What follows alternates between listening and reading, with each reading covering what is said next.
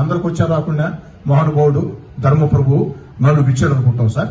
కానీ సంవత్సరం దాటేటప్పటికి 30 ఆటోలకి ఒక్కొక్క ఆటోకి 12,000, 13,000, 14,000 పెనాల్టీ సార్. అంటే ఈ చేత్తో 40,000 లీటర్, ఈ చేత్తో 5 లక్షలు లాక్కుంటుంది. ఓహో, ఇదే అర్థమైంది.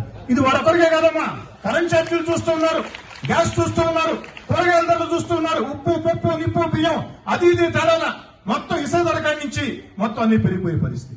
కాబట్టి ఈ పరిస్థితుల్లోనమ్మా మీకు అందరికీ ఒక్క మాట మాత్రం నేను చెప్తున్నా, అతి త్వరలో తెలుగుదేశం జనసేన మేనిఫెస్టో విడుదల కాబోతుంది. ఇప్పటికే చంద్రబాబు గారు, లోకేష్ గారు, పవన్ కళ్యాణ్ గారు అంగన్వాడీల గురించి మాట్లాడి ఉన్నారు. ఆ తెలుగుదేశం జనసేన మేనిఫెస్టోలో మీ కోరిక ఏదైతే ఉందో దాన్ని చేర్పించి అది అమలు చేసేదానికి నేను ప్రయత్నిస్తానని చెప్తున్నాను.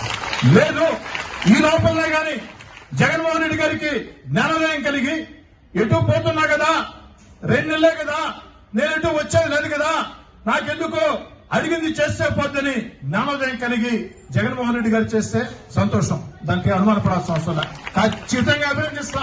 అయ్యా జగన్మోహన్ రెడ్డి గారు మంచి పని అభినందిస్తా. అలా చేయనప్పుడు ఖచ్చితంగా తెలుగుదేశం జనసేన మేనిఫెస్టోలో పెట్టి దాన్ని అమలు చేసేదానికి ఖచ్చితంగా ప్రయత్నిస్తానని తెలియజేస్తూ, ఈ లోపు మీరు చేసే పోరాటాల్లో ఏదో తొలి రోజే ఏదో వచ్చామా, మైకెత్తుకున్నామా, మాట్లాడామా, మీరు చప్పట్లు కొట్టారా, ఇది కాదమ్మా. మీరు చేసే ప్రతి పోరాటంలో మీరు ఎప్పుడు రమ్మంటే అప్పుడు, ఎక్కడికి రమ్మంటే అక్కడికి, ఏ సమయమైనా పర్వాలా మీతో కలిసి ఒక అన్నగా ఒక తమ్ముడిగా అడుగులు వేస్తానని, మీ మీద దెబ్బలు పడే ముందు ఆ దెబ్బ నా మీద పడాలి. పాపం పోలీసు సోదరులు కేసులు, దాన్ని నేనే సాక్షి ఎంతండి.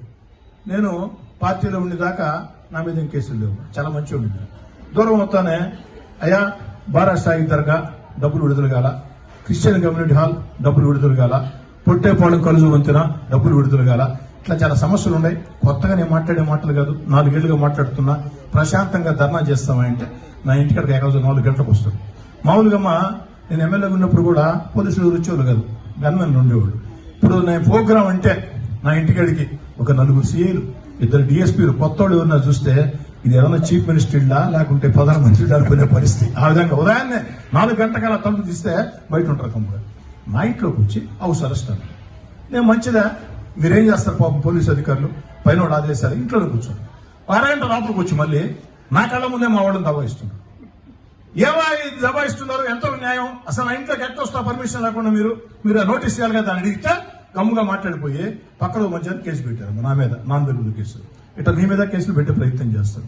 ఏ ఊరు లెక్క చేద్దామా. ఎట్టి పరిస్థితుల్లో జనవరి ఆఖరిలో అంటే మరో 40 రోజుల్లో నోటిఫికేషన్ రాబోతుంది. ఫిబ్రవరి ఆఖర, మార్చి మొదటి వారం ఎన్నిక జరగబోతుంది.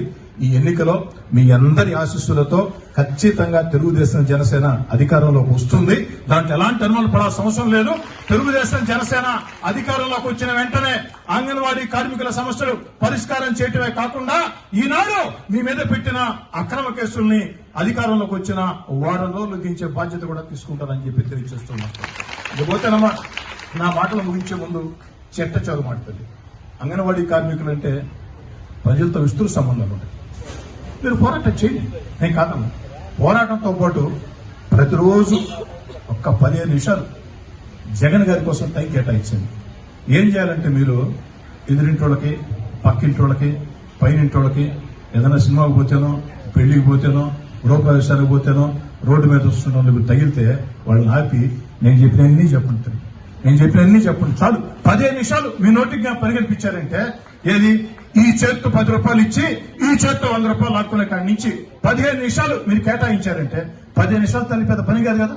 మిమ్మల్ని నిన్ను బాధలు పెట్టారు కదా, రాడ్డులతో గడ్డపాలతో పాల్గొట్టడానికి దొంకేసులు పెడుతున్నారు కదా. కాబట్టి మీరు ఏం చేయబడ్డారు, కొట్టబడలే, తిట్టబడలే, ఏమి చేయబడలే.